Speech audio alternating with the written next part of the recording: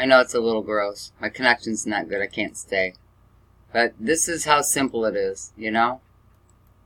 Now, if we didn't see the spider sitting right there, and we saw this, maybe not this tube, and it was just thinner, it might make a difference, you know what I mean? We wouldn't know. But now that I see this, I see that the possibilities are there. Definitely. Alright, I'm out of the spider world now. Yeah, this is Mexico. I'm not really certain what's going on in the air. Or if it's just moisture, possibly on the webcam. I'm not certain. But I'm not going to delete it. All of that from one light sitting in a marina.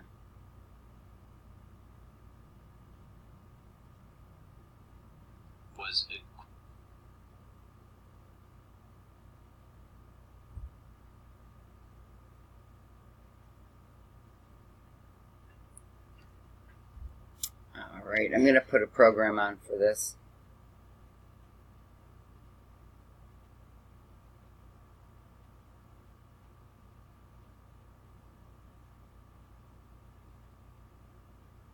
Wrongholds.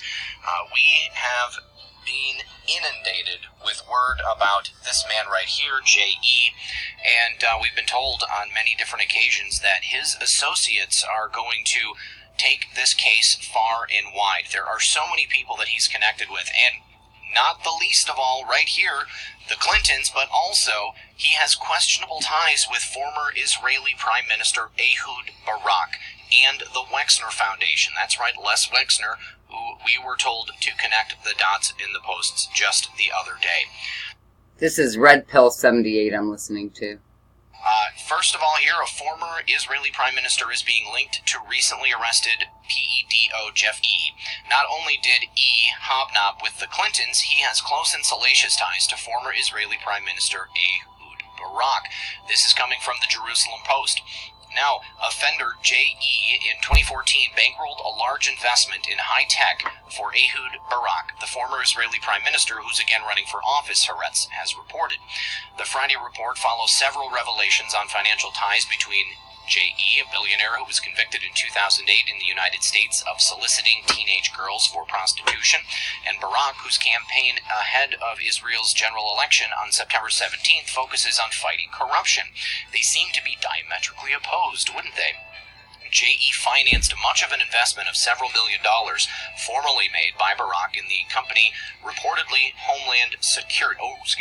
In the company. What are the chances that could be a reflection of the dome from up above?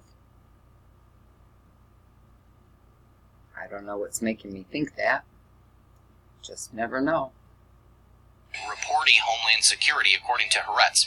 It's now called Carbine. It develops call handling and identification capabilities for emergency response services. I saw the business opportunity and registered a partnership in my control in Israel. A small number of people I know invested in it, Barak said in a statement to Haaretz. Since these are private investments, it wouldn't be proper or right for me to expose the investors' details. But that wasn't even the half of it. We're going to finish this story in just a moment. We'll be right back after this quick word from my sponsor. The holy grail or golden nugget to unraveling the sprawling child sex network. Ehud Barak's name was number 8 on the list. Now, the Wexner Foundation, an internet sleuth, provided us some additional questionable ties related to J.E. and Barak. For the past 15 years, there are numerous entities operating in both Ohio and New York related to the Wexner Foundation. The ties to J.E. seem to be limited to the early years and fairly straightforward.